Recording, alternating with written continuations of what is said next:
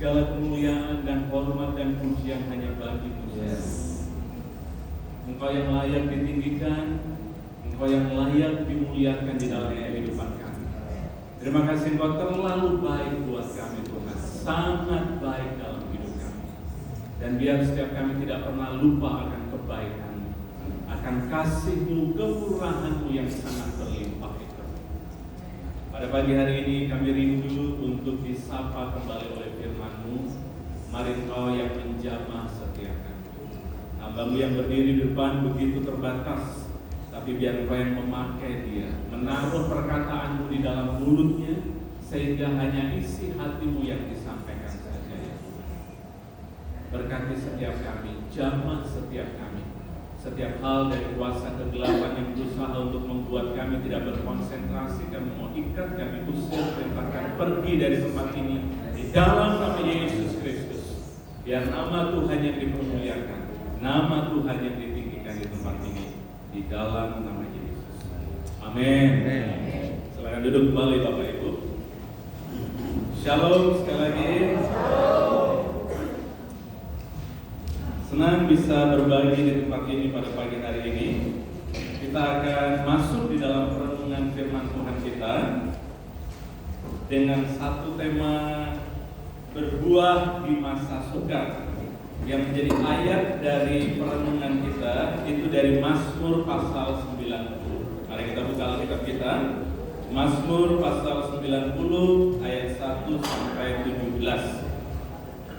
Ini agak panjang, tetapi saya akan membacakannya untuk kita dan kita bisa melihat di Alkitab kita masing-masing. Mazmur pasal 90, demikian bunyi firman Tuhan. Allah tempat perlindungan yang kekal. Tuhan, Engkaulah tempat perteduhan kami turun-temurun. Sebelum gunung-gunung dilahirkan dan bumi dan dunia diperanatkan, bahkan dari selama-lamanya sampai selama-lamanya Engkaulah Allah. Engkau mengembalikan manusia kepada debu dan berkata, kembalilah hai anak-anak manusia. Sebab di matamu 1000 tahun sama seperti hari kemarin, apabila berlalu, atau seperti suatu giliran jaga pada di waktu malam. Engkau menghanyutkan manusia, mereka seperti mimpi, seperti rumput yang bertumbuh di waktu pagi, berkembang dan bertumbuh di waktu petang, lisut dan layu. Sungguh kami habis lenyap karena murka-Mu, dan karena kehangatan amarah-Mu kami terkejut. Saya lompati masuk ke ayat yang ke-10 ya. Masa hidup kami 70 tahun, dan jika kami kuat 80 tahun, dan kebanggaannya adalah kesukaran dan penderitaan. Sebab berlalunya buru-buru dan kami melayang lenyap. Siapakah yang mengenal kekuatan murka-Mu dan takut kepada gemas-Mu? Ayat 12. Ajarlah kami menghitung hari-hari kami sedemikian, hingga kami beroleh hati yang bijaksana. Ayat 13. Kembalilah ya Tuhan, berapa lama lagi, dan sayangilah hamba-hamba-Mu. Kenyangkanlah kami di waktu pagi dengan kasih setia-Mu, supaya kami bersorak-sorai dan bersukacita semasa hari-hari kami. Buatlah kami bersukacita seimbang dengan hari-hari Engkau menindas kami, seimbang dengan tahun-tahun kami mengalami celaka. Biarlah kelihatan kepada hamba-hamba-Mu perbuatan-Mu, dan semarak-Mu kepada anak-anak mereka. Kiranya kemurahan Tuhan Allah kami atas kami, dan teguhkanlah perbuatan tangan kami. Ya, perbuatan tangan kami, teguhkanlah itu. Berbahagialah orang yang mendengarkan firman Tuhan dan melakukan kebenaran firman Tuhan ini di dalam kehidupannya sehari-hari. Nah Bapak Ibu, tema daripada renungan kita untuk pagi hari ini adalah berbuah di masa sukar. Kalau kita lihat foto yang ada di samping, yang ada di depan, itu tanahnya itu kering kerontang ya. Itu sampai pecah-pecah saking keringnya. Tapi yang menarik, di tanah yang pecah-pecah, di tanah yang kekurangan air itu, ada bunga yang bisa tumbuh. Dan bukan hanya dia bertumbuh, tapi dia berbunga dengan indah. Luar biasa ya. Ini luar biasa sekali. Nah, perjalanan kehidupan kekristenan kita ini, Tuhan tidak pernah menjanjikan perjalanan kehidupan yang mulus seperti jalan tol. Kemarin waktu kami dari Surabaya, kami ke Batu dulu, itu jalannya mulus Bapak Ibu ya. Ya tidak semulus tetap ini ya, tetapi itu jalan bebas hambatan. Kalau jalan di bawah pasti akan banyak sekali motor dan kemudian itu akan sedikit menghambat. Makanya jalan itu disebut sebagai jalan bebas hambatan. Nah, perjalanan kekristenan hidup kita ini bukan jalan tol Bapak Ibu.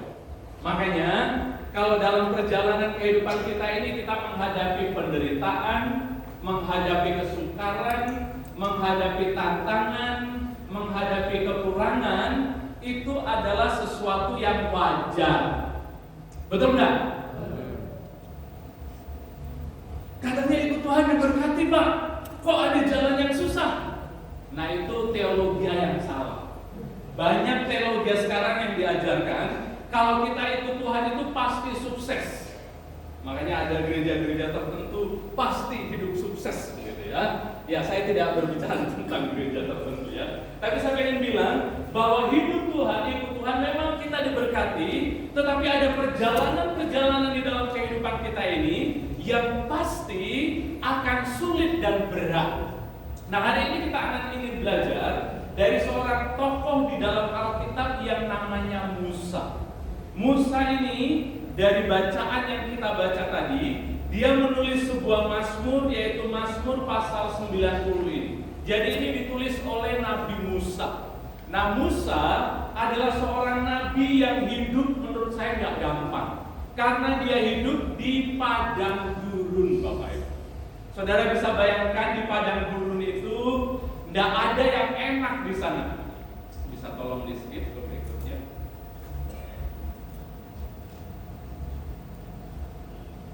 Dia melayani di tempat yang sulit. Di padang gurun itu adanya kurang air, kurang makanan, dan di sana nggak ada tempat untuk kita bisa rekreasi ya. Di sini siapa yang pernah pergi ke padang gurun? Saya bisa lihat tangannya. Ke Bromo lah, bayangkanlah Bromo itu ya. Itu sedikit padang gurun, itu padang pasir di sana. Orang hidup dalam kondisi seperti itu nggak gampang. Nah Musa ketika dia melayani, dia perjalanannya itu di padang gurun.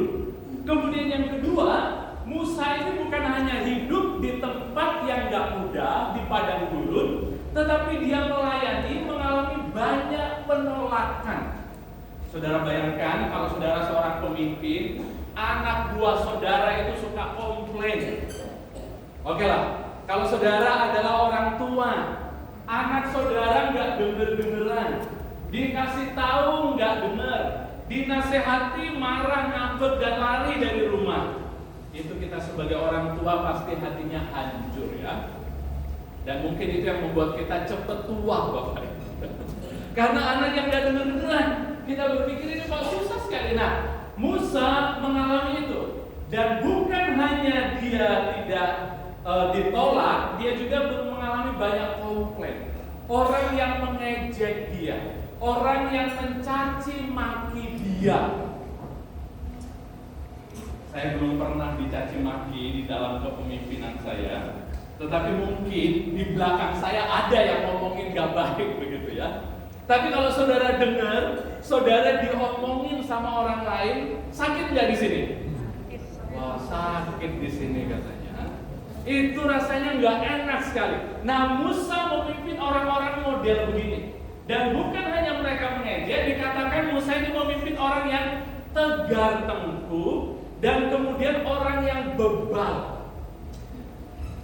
Wah, saya nggak bayangkan ya. Kalau kita, istri saya ngajar bahasa Mandarin, ada anak-anak yang dia ajar itu yang denger-dengeran. Kalau dikasih tahu, wah dia mau belajar. Tapi ada satu muridnya, kalau dikasih tahu itu susah sekali. Itu sambil belajar, kalau disuruh untuk menulis bahasa Mandarin itu dia sambil tolek-tolek. Istri saya hampir sedikit stres waktu itu ya. Tapi dia berdoa, Tuhan tolonglah supaya anak didik saya ini bisa denger-dengeran. Dan memang doa itu manjur Bapak Ibu ya. Itu ketika didoakan, dia akhirnya denger-dengeran. Dia baru dapat nilai. Dulu nilainya kalau ulangan Mandarin itu 50, 60, paling tinggi mungkin 70. Kemarin waktu dia ujian itu dapat nilai 97. Wah, gak nyangka. Anak yang nakal, anak yang bebal. Nah, saudara bayangkan Musa itu memimpin orang seperti itu. Dan bukan hanya dia memimpin itu, kalau saudara lihat di dalam kepemimpinan Musa ini, dia mengalami banyak kehilangan.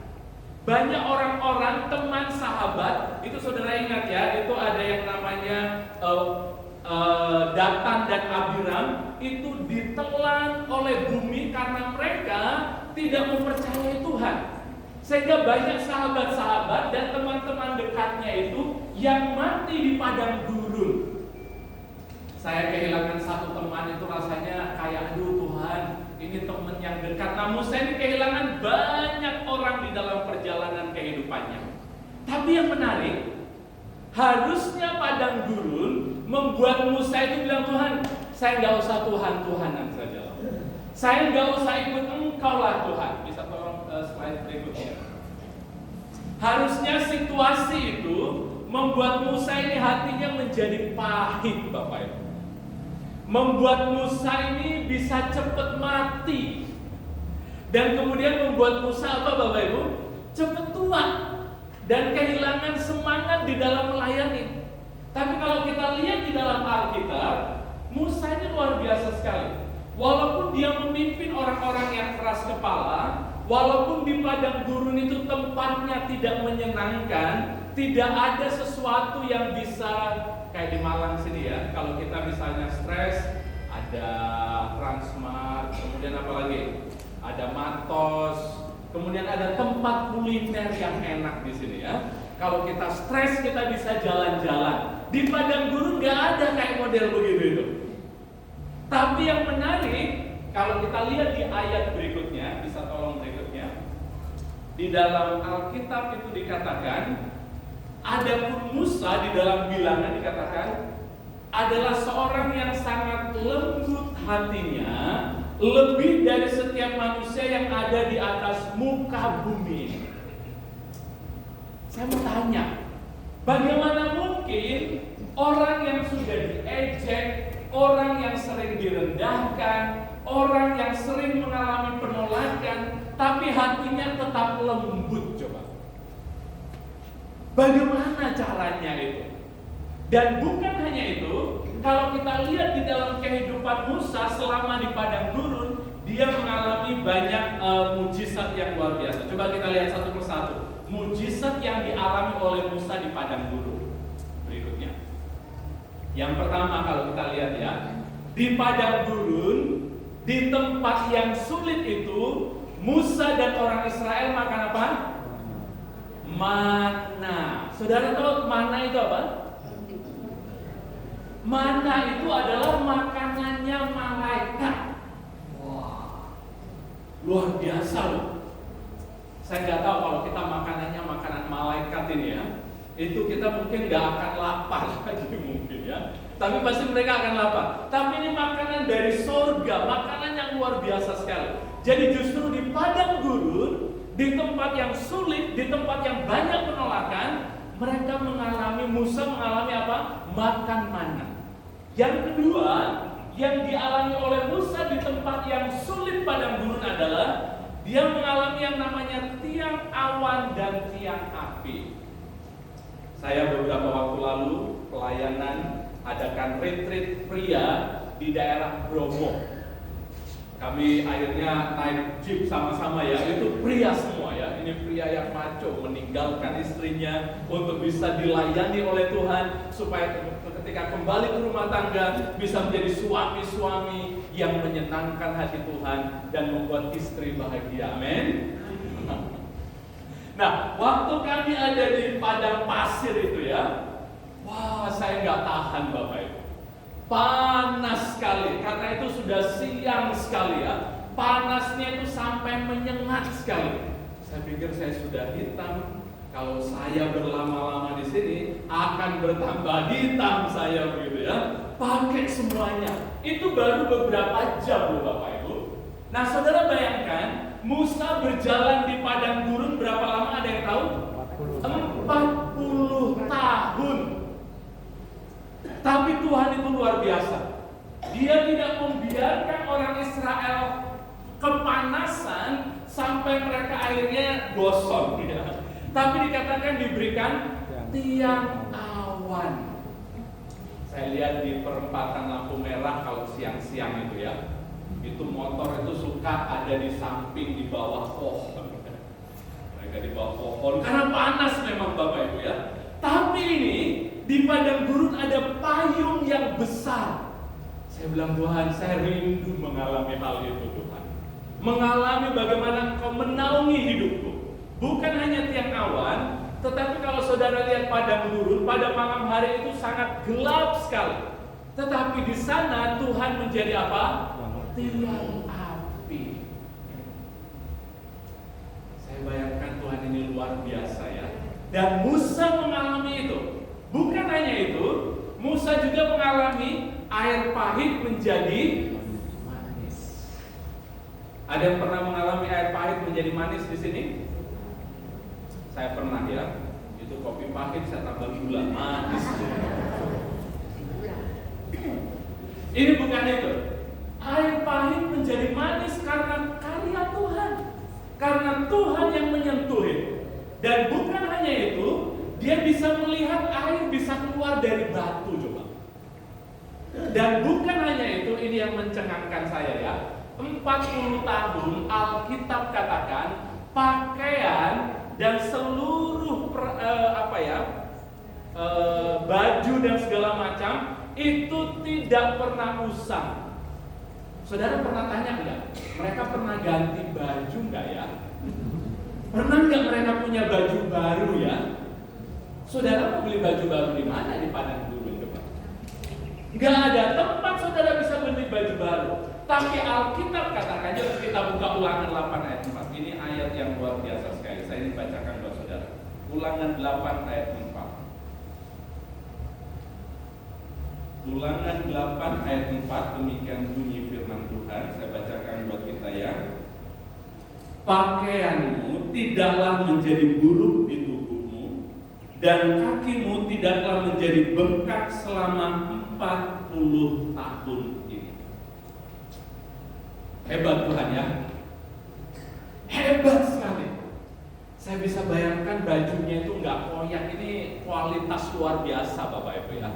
Kita punya baju kalau sudah 10 tahun, 5 tahun, apalagi 20 tahun. Waktu kami pulang dari China, kami kan di China pelayanan itu beli baju dingin itu. Waktu saya mau ke Bromo, saya mau coba buka baju dingin saya, wah sudah retak-retak Bapak Ibu. Gak bisa dipakai lagi, sudah rusak. Orang Israel di padang gurun, di tempat yang sulit itu, mereka mengalami Tuhan di sana. Saya ingin bilang buat kita, hidup perjalanan kekristenan kita tidak mudah. Ada banyak tantangan di sana sini. Tapi sama seperti Tuhan membuat mujizat yang besar di dalam kehidupan bangsa Israel, Tuhan yang sama juga yang ingin kita mengalami mujizatnya di dalam kesulitan kehidupan kita. Amin. Dia ingin kita menikmati mana yang dari surga. Dia ingin kita menikmati air yang mengalir di tengah pahitnya kehidupan ini. Dia ingin kita mengalami itu. Pertanyaannya buat kita, bagaimana Musa bisa mengalami Tuhan di padang gurun coba? Bagaimana dia bisa menikmati mujizat Tuhan di tengah situasi yang berat dan sulit itu? Ada beberapa hal yang saya ingin bagikan untuk kita. Bisa tolong selanjutnya? Ya, tolong diklik selanjutnya. Ya, berikutnya. Ini kita akan masuk ke dalam tema kita ya. Bagaimana supaya kita bisa berbuah di masa yang sukar. Siapa yang mau berbuah di masa yang sukar? Hanya 1-2 orang saja yang mau, Bapak. Semua kita pasti pengen mengalami buah dan mujizat Tuhan. Nah yang pertama, yang menjadi kunci dari Musa untuk bisa mengalami Tuhan di tengah masa yang sukar adalah Musa memiliki kedekatan dengan Tuhan. Nah, dalam bacaan kita tadi, dalam Mazmur pasal 90, itu dikatakan di sana bahwa Tuhan, Engkaulah tempat perteduhan kami turun-temurun. Nah, kata perteduhan dalam bahasa aslinya itu bukan hanya dipakai sebagai perteduhan, tetapi Musa katakan Tuhan menjadikan dia seperti rumah. Siapa di sini kalau saya jalan-jalan keluar kemana saja sudah beberapa hari selalu rindu rumah, Bapak Ibu ya? Karena rumah itu berbeda dengan hotel, rumah itu berbeda dengan tempat yang lain. Seburuk-buruknya rumah kita akan nyaman tinggal di rumah kita. Nah, Musa bilang bahwa Tuhan itu seperti rumah bagi dia, di mana dia bisa menjadi apa adanya. Kalau di rumah kita bisa pakai kaos singlet, Bapak Ibu ya. Kita nggak, kalau di hotel kita pakaiannya masih jaga-jaga ya, jangan-jangan orang akan lihat kalau kita keluar. Tapi di rumah kita menjadi apa adanya diri kita, Bapak Ibu. Saya ingat mertua saya itu Chinese hotdog, sangat irit sekali dia. Jadi dia kalau misalnya maaf ya, saya bukan menjelekkan mertua saya. Di sini ada istri saya, tetapi dia sangat uang itu sesuatu yang sangat dijaga, sehingga pakaiannya kadang sudah bolong, dia tetap pakai. Anaknya mau belikan dia nggak mau begitu ya. Jadi dia pakai baju yang bolong-bolong, dan itu lebih enak. Dia Pak, kenapa kok pakai baju kayak begitu? Lebih enak, lebih nyaman begitu ya. Nah, itu di rumah dia bisa menjadi apa adanya. Dan Musa katakan bahwa Tuhan itu adalah rumah di dalam kehidupannya. Dia memiliki satu kedekatan dengan Tuhan. Bisa tolong yang selanjutnya. Nah, ini luar biasa sekali kalau kita lihat Keluaran pasal 33 ayat 7 sampai 9. Saya bacakan buat kita Bapak Ibu ya. Sesudah itu Musa mengambil kemah dan membentangkannya di luar perkemahan, jauh dari perkemahan, dan menamainya kemah pertemuan. Setiap orang yang mencari Tuhan, keluarlah ia pergi ke kemah pertemuan yang di luar perkemahan. Apabila Musa keluar pergi ke kemah itu, bangunlah seluruh bangsa itu dan berdirilah mereka masing-masing di pintu kemahnya, dan mereka mengikuti Musa dengan matanya sampai ia masuk ke dalam kemah. Apabila Musa masuk ke dalam kemah itu, turunlah tiang awan dan berhenti di pintu kemah itu, dan berbicaralah Tuhan dengan Musa di sana. Musa punya satu kebiasaan yang luar biasa sekali. Di padang gurun, di tengah banyaknya tanggung jawab yang tugasnya yang begitu berat, dia membuat kemah tersendiri. Itu ada tempat yang tersendiri di mana dia tidak diganggu oleh orang, tidak diganggu oleh siapa-siapa, dan dia bisa duduk di kakinya Tuhan dan dia berbicara dengan Tuhan di sana. Dia punya kebiasaan yang hebat sekali. Dan kalau saudara baca di dalam Alkitab ya, tiap hari itu orang datang untuk minta nasihat sama Musa. Nah, orang Israel yang bersama dengan Musa itu jumlahnya puluhan ribu, dan mereka punya masalah masing-masing. Bisa nggak diselesaikan dari pagi sampai siang? Sulit, Bapak Ibu. Dan saudara mendengarkan begitu banyak orang, itu pasti akan stres telinga ini ya. Kita akan stres mendengarkan pergumulan orang. Tapi Musa tahu bagaimana caranya supaya dia bisa tetap segar di dalam Tuhan. Dia membuat kemah yang jauh dari tempat perkemahan orang Israel, di mana dia bisa diam untuk bersekutu dengan Tuhan. Ini sebenarnya rahasia yang perlu ada di dalam kehidupan kita. Seringkali kenapa kita itu begitu banyak pergumulan dan kemudian kita tidak bisa mengatasinya, karena kita terlalu sibuk. Kita tidak punya waktu tempat untuk berdiam di hadapan Tuhan, untuk duduk di kakinya. Nah, Tuhan ingin kita buat tempat seperti kemah, Bapak Ibu. Saya dengan istri saya ini belajar sekarang ya. Rumah itu kan biasanya tempat rumah kami ada 2 kamar. Satu kamar kami sengaja desain untuk kami bertemu dengan Tuhan. Jadi kalau sudah masuk ke kamar itu, kami punya perjanjian, tolong jangan diganggu. Karena di tempat itu saya ingin bertemu dengan Tuhan. Kami beli satu kursi yang bisa santai Bapak Ibu ya, duduk untuk rileks, untuk duduk dengan Tuhan di sana. Kami membiasakan itu karena kami tahu kami butuh Tuhan. Tanpa Tuhan kita tidak bisa buat apa-apa. Dan rumah kita harus menjadi rumah di mana kita bisa duduk dengan Tuhan. Mungkin ada Bapak Ibu bilang, Pak, ini cucu saya terlalu aktif sekali. Rumah saya begitu ribut sekali. Ada tempat yang sebenarnya kita bisa duduk dan menikmati Tuhan. Di mana? Saudara tahu tempat yang paling gampang kita bisa diam dan menikmati Tuhan? Itu katanya WC ya. Banyak orang bertemu Tuhan itu di situ loh Bapak Ibu. Kita bisa tenang, kita bisa menikmati, dan kami pakai setiap tempat, setiap momen itu harus kita jadikan untuk kita bisa terkoneksi dengan Tuhan. Karena dengan kita terkoneksi dengan Tuhan, itu yang membuat jiwa kita ini diisi oleh Tuhan. Saya nggak tahu 24 jam waktu yang Tuhan berikan kepada kita, berapa persen kita pakai waktu untuk duduk di kakinya dan untuk bersekutu dengan Tuhan. Musa, dia punya tempat khusus untuk bersekutu dengan Allahnya. Dia tahu dia tidak bisa mengemban tugas yang berat ini kalau dia tidak duduk di kakinya Tuhan.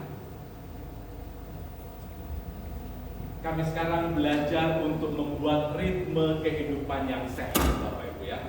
Ritme hidup kita ini kadang-kadang bangun pagi. Ini terlalu semangat saya ya, sampai keringatnya bercucuran. Ya. Nah, kami membiasakan untuk memiliki ritme hidup yang sehat. Bapak Ibu, kita ini perlu punya ritme yang sehat. Kita ini diciptakan oleh Tuhan dengan ritme ya. Iya kan? Ada siang, ada malam. Kemudian kita juga diberikan ritme, kita bangun, kita juga tidur. Kalau kita tidak ikuti ritme itu, cepat mati kita. Ada orang yang tidur itu sampai jam 12 sampai jam 1 malam. Tidur hanya beberapa jam.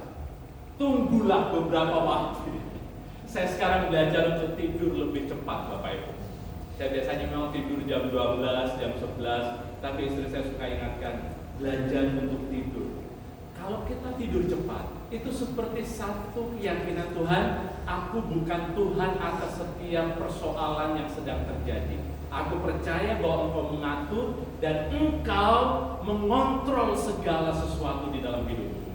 Banyak kita berpikir bagaimana anak saya ini yang begitu susah untuk diatur. Bapak Ibu ingatlah ada Tuhan yang memegang dan mengontrol semuanya itu. Belajar membuat ritme hidup yang sehat di dalam kehidupan kita. Musa tidak hanya kerja, Musa tidak hanya melayani, dia punya kemah khusus di mana dia duduk bersekutu dengan Tuhannya di sana. Saya berdoa setiap rumah kita menjadi tempat di mana kita bisa bertemu dengan Tuhan di sana. Bukan hanya rumah, dimanapun kita berada, kita bisa menghadirkan Tuhan di sana. Ada satu buku yang bagus sekali yang saya baca beberapa waktu ini. Judulnya Memiliki Hati Maria di Dunia Marta yang Sibuk. Kalau kita lihat cerita Marta dan Maria, seringkali kita banyak menyalahkan Marta ya. Karena Marta ini sibuk bekerja dan dia tidak melakukan apa-apa. Apa sebenarnya kesalahan Marta? Kesalahan Marta satu, ketika dia mengerjakan segala sesuatu, dia kehilangan hati Maria itu, yang bisa duduk di kakinya Tuhan. Tuhan ingin di tengah kesibukan kita, di tengah pekerjaan kita, kita tetap memiliki hati Maria yang mau mendengarkan dan duduk di kakinya. Kalau kita membiasakan itu, saya percaya Tuhan akan menolong kita. Yang berikutnya, yang bisa tolong bantu saya dengan multimedia. Ya, berikutnya.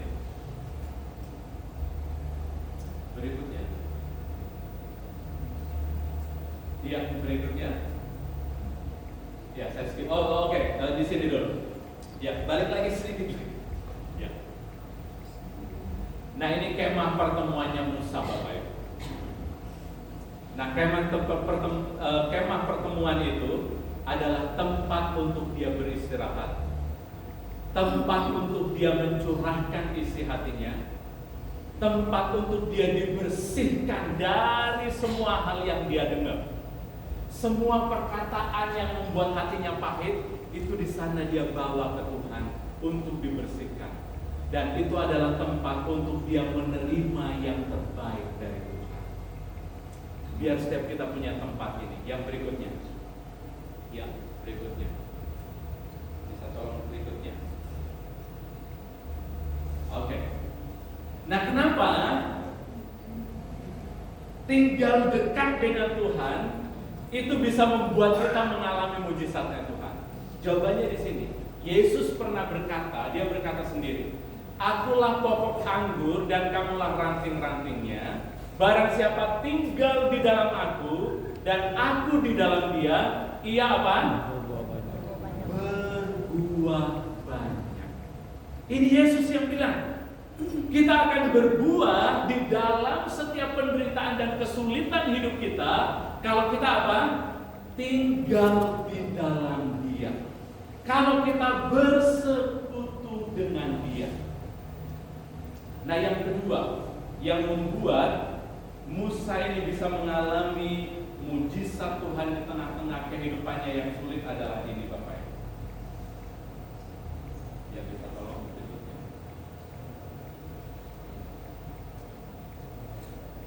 Ya, di skip aja terus.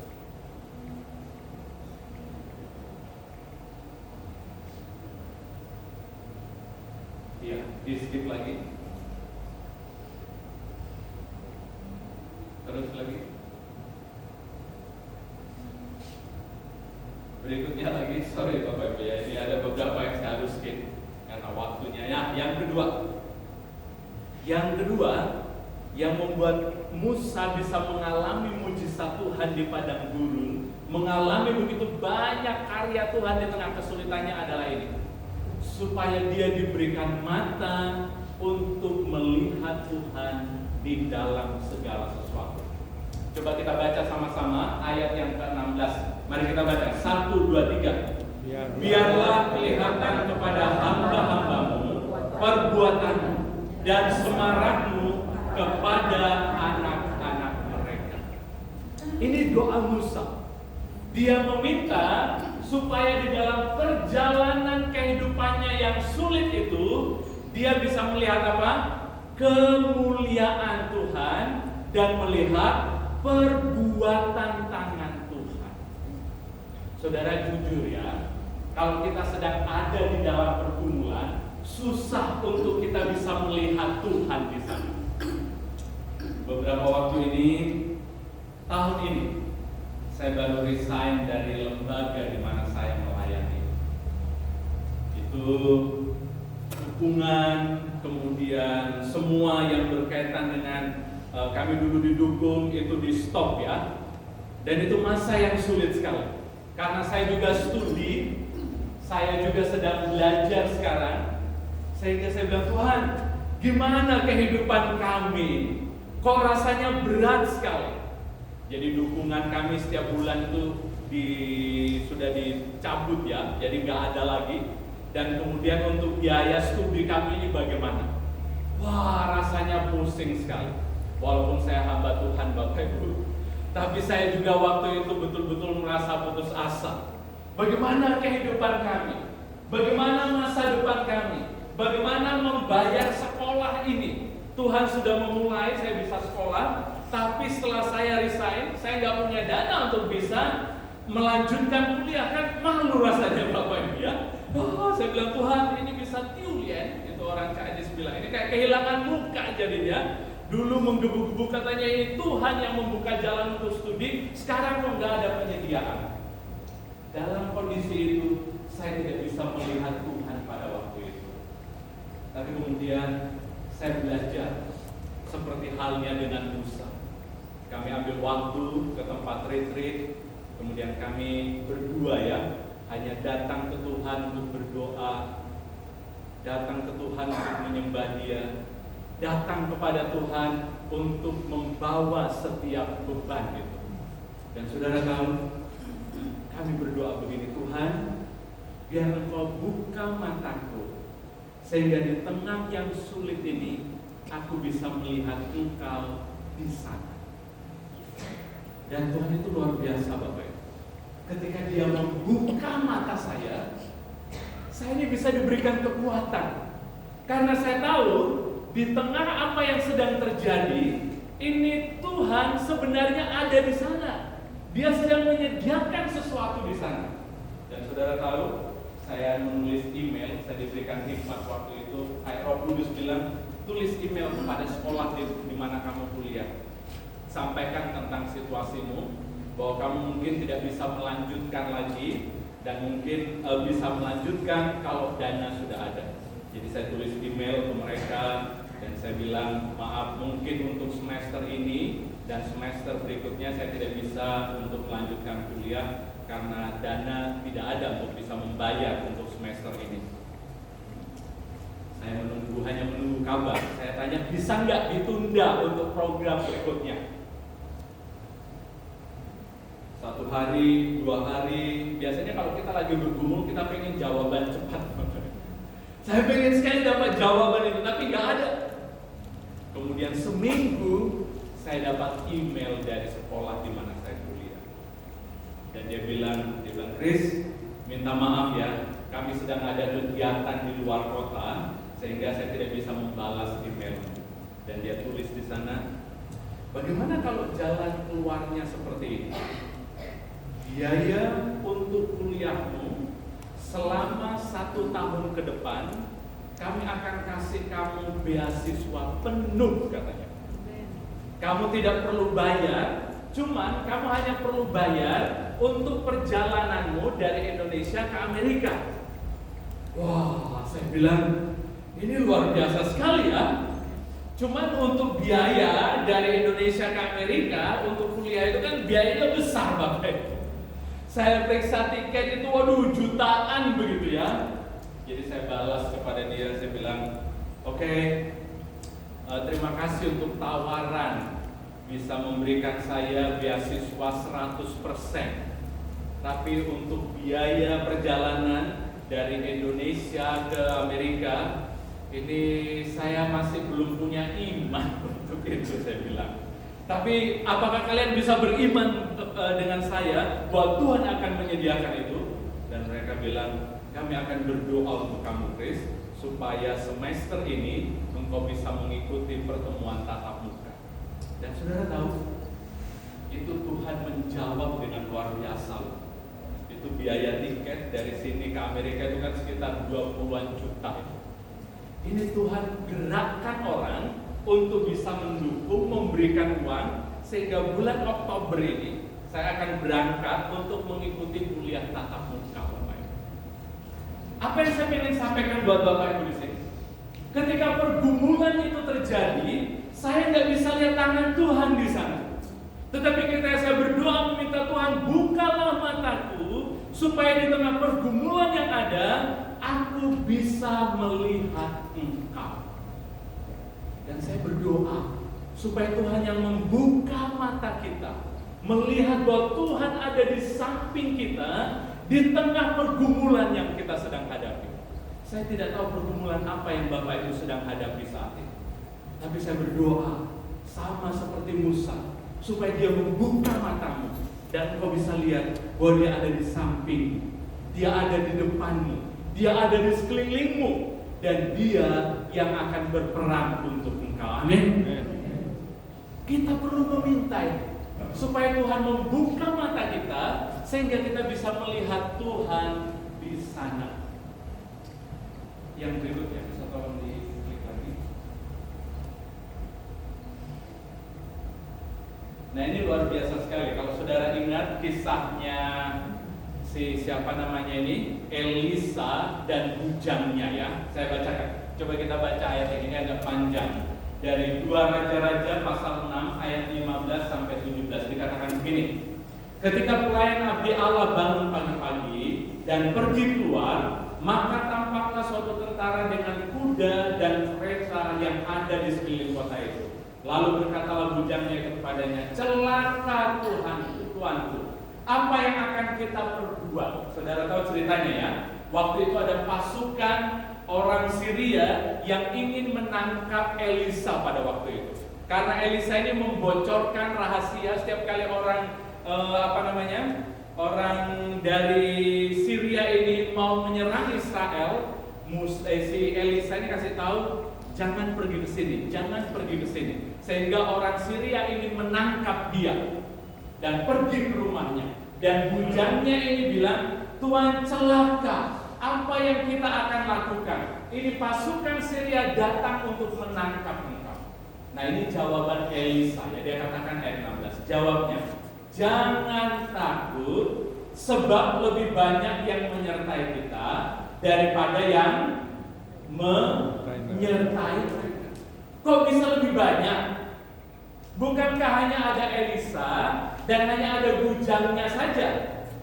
Sedangkan pasukan yang mau menangkap Elisa ini sangat banyak sekali. Tapi Elisa bilang bahwa yang bersama dengan kita ini lebih banyak.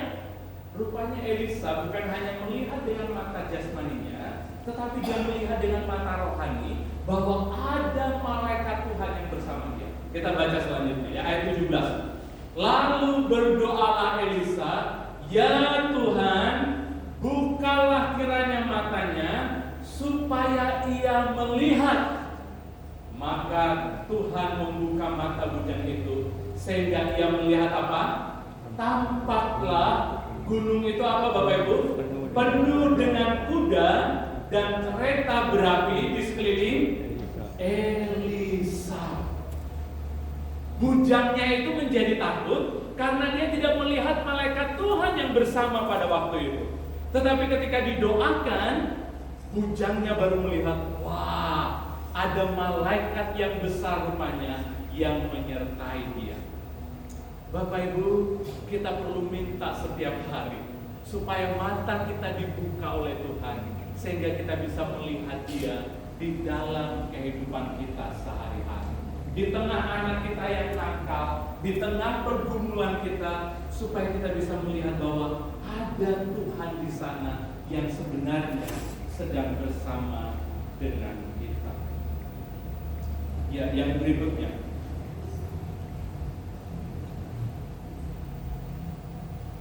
Bisa tolong ya, terus di skip aja tuh. Pertanyaannya, bagaimana kita bisa melihat Tuhan di dalam segala sesuatu? Nah, ini langkahnya Bapak Ibu ya.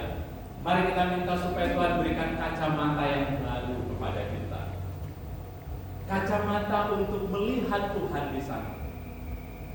Kacamata untuk melihat Tuhan di dalam setiap pergumulan kita. Yang kedua, latihlah untuk menghitung berkat Tuhan. Ada satu keluarga yang saya sangat diberkati sekali.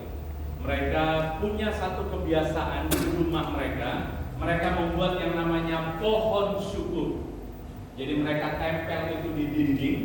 Jadi dari pagi dia kasih tahu keluarganya, nah, kemudian ayahnya mereka sudah sepakat, hari ini paling tidak tulislah satu yang kita syukuri dalam hidup kita. Kemudian tempellah itu di pohon syukur. Dan anak-anaknya ini belajar ya, melihat kebaikan Tuhan di dalam sepanjang hari yang dia lalui. Dia tulis, oh saya bersyukur ya, karena hari ini Tuhan menolong saya sehingga teman saya ini baik sama saya. Ketika dia pulang dari sekolah, dia tempel itu di pohon syukur. Anak yang satu, kemudian ya saya bersyukur ya, karena hari ini saya bisa ujian dan hasilnya bagus, dia tempel. Kemudian orang tuanya seperti itu. Ketika selesai hari malam, mereka satu keluarga sama-sama melihat di pohon syukur itu, dan mereka mulai membacakan, oh, anak saya mengalami ini, saya mengalami ini. Jadi ada banyak ucapan syukur yang mereka bisa lihat di dalam kehidupan mereka, yang membuat kita seringkali tidak bisa melihat Tuhan, karena kita seringkali melihat karya Tuhan itu dengan hal-hal yang besar saja, Bapak Ibu. Saya disembuhkan, saya dipulihkan, saya ditolong bisnisnya, baru kita lihat itu tangan Tuhan. Enggak, tangan Tuhan bekerja dengan cara yang sederhana. Nah, saya menantang Bapak Ibu, ayo di rumah buat pohon syukur ya. Ajak semua keluarga untuk bisa menempelkan ucapan syukur dalam sepanjang hari. Tidak harus banyak, mungkin hanya satu saja, sehingga kita bisa bersyukur kepada Tuhan. Yang kedua, kita bisa belajar untuk bersyukur kepada Tuhan dengan belajar untuk berhenti sejenak di dalam kesibukan kita. Karena kalau kita terlalu sibuk, susah untuk kita bisa melihat Tuhan di sana. Sehingga Tuhan ingin kita berhenti sejenak, duduk sejenak, sehingga kita bisa melihat Tuhan di sana. Nah, yang ketiga, mari kita lihat yang ketiga ya. Bisa tolong yang ketiga, Bapak Ibu. Multimedia. Iya. Yang ketiga, bagaimana supaya kita bisa melihat Tuhan dan bisa berbuah di tengah masa sukar yang kita hadapi. Musa meminta kebijaksanaan dalam menjalani hidup. Yuk kita baca ayat 12 sama-sama. 1, 2, 3. Ajarlah kami menghitung hari-hari kami sedemikian hingga kami beroleh hati yang bijaksana. Nah, ini doanya Musa. Musa berdoa supaya dia bisa menjalani kehidupan ini dengan bijak. Bahasa Inggrisnya ini menarik, dikatakan, so teach us to consider our mortality so that we might live wisely. Jadi dibilang, tolong saya ini, ajar saya supaya saya bisa menyadari bahwa hidup saya ini sangat sementara, hidup saya ini sangat terbatas, dan ajari saya supaya saya bisa hidup bijaksana. Bapak Ibu, kita perlu belajar meminta Tuhan supaya kita diberikan hati yang bijaksana. Bagaimana kita bisa hidup bijaksana? Ada beberapa hal yang saya ingin berikan kepada Bapak Ibu. Ya, bisa tolong klik yang berikutnya. Nah, yang pertama, kita akan hidup bijaksana kalau kita tahu bahwa hari-hari ini hidup kita ini adalah singkat. Itu yang pertama.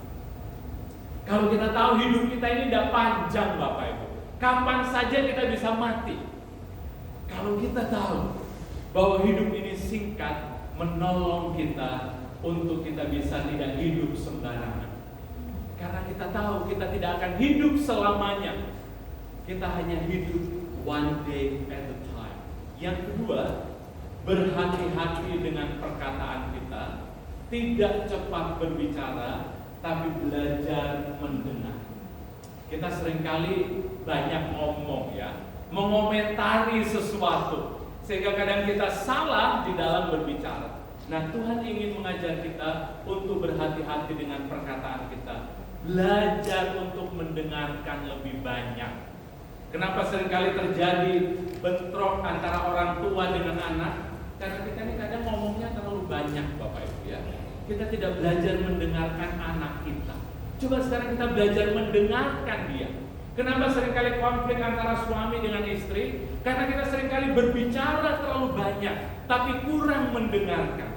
Ketika kita sering mendengarkan, lebih banyak mendengarkan dengan hati, saya percaya akan meminimalis persoalan-persoalan yang tidak perlu di dalam kehidupan kita. Kemudian yang ketiga, jangan berasumsi. Seringkali kan kita suka berasumsi, waduh dia tadi tidak ngomong sama saya ya. Waktu saya masuk saya ini tidak disapa. Mungkin dia ini tadi ini mungkin jengkel sama saya ya. Kita mulai berpikir banyak ya. Apa karena saya belum bayar utang tadi ya, sehingga dia tidak senyum sama saya. Banyak macam-macamnya. jangan berasumsi. Kalau kita tidak berasumsi, ini menolong kita untuk menghindari konflik yang tidak perlu sebenarnya, sehingga kita bisa menjalani kehidupan ini dengan baik.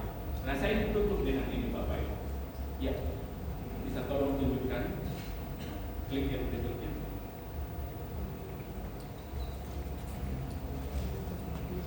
Ada 4 bunga yang disukai oleh orang Chinese. Yang pertama itu adalah mehua. Mehua itu seperti sakuranya Jepang ya.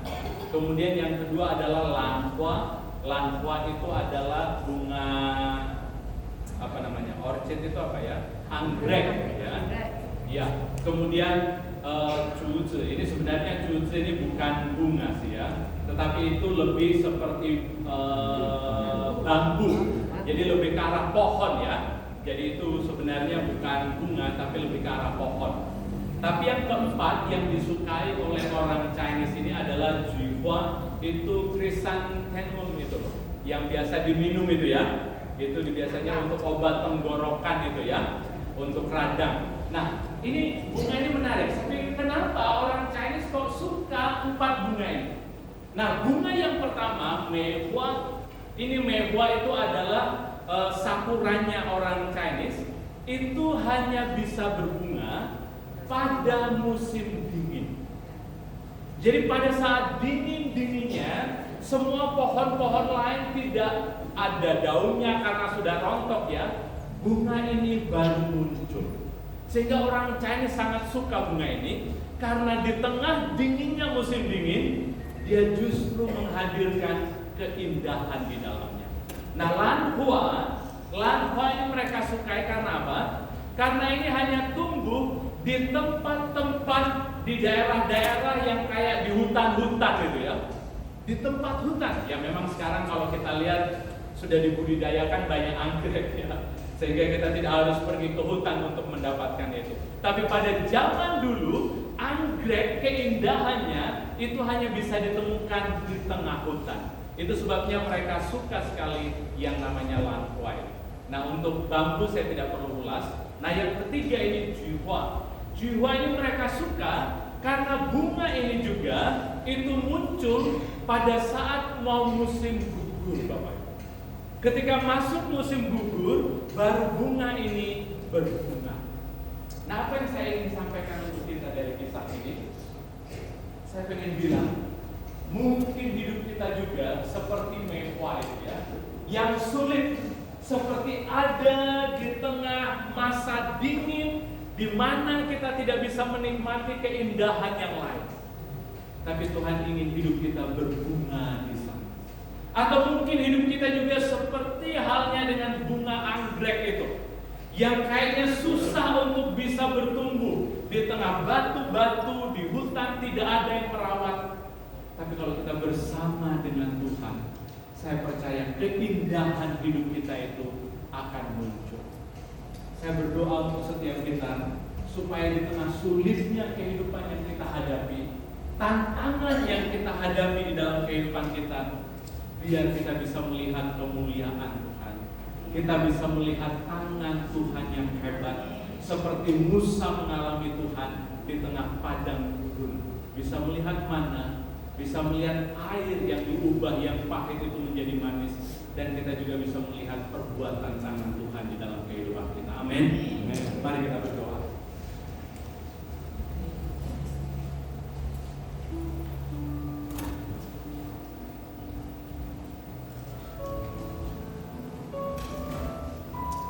Banyak ya Tuhan. Saya mengajak kita sebentar untuk saat teduh di hadapan Tuhan. Saya tidak tahu apa yang sedang kita hadapi di dalam kehidupan kita. Mungkin kita mengalami masa-masa yang sukar. Tapi hari ini Tuhan berbicara untuk setiap kita, bahwa di tengah masa sukar, Dia menyediakan mana untuk kita bisa nikmati. Di masa sukar, Dia menyediakan air yang manis di tengah pahitnya kehidupan kita. Di tengah padang gurun, Dia menyediakan tiang awan dan tiang api untuk setiap kita. Mari setiap kita datang ke hadapan-Nya. Kalau kau sedang menghadapi masa-masa yang berat dalam hidupmu, saya ingin berdoa untuk engkau. Kau taruh tanganmu di dada, saya akan berdoa supaya di tengah beratnya kehidupanmu, engkau bisa berbuah dan menikmati keindahan Tuhan di sana. Tuhan, kau lihat tangan-tangan dari anak-anakmu yang ditaruh di dada. Engkau tahu pergumulan mereka, engkau tahu kesulitan mereka. Dan aku berdoa, biar di tengah kesulitan dan tantangan yang mereka hadapi, mereka bisa melihat tangan Tuhan yang ajaib yang memelihat, tangan Tuhan yang ajaib yang menolong, tangan Tuhan yang ajaib yang mendampingi mereka di masa sukar itu. Mari Tuhan, kuatkanlah anak-anak, teguhkanlah mereka, biar mereka bisa melihat buah yang indah dan manis di tengah pergumulan yang mereka sedang hadapi saat ini. Terima kasih banyak untuk firman-Mu. Biar Engkau yang meneruskan firman ini di hati kami, Engkau yang membuatnya bertumbuh dan berbuah-buah, sehingga kehidupan kami semakin indah dan semakin indah di hadapan. Terpujilah Engkau, di dalam nama Yesus kami berdoa. Amin.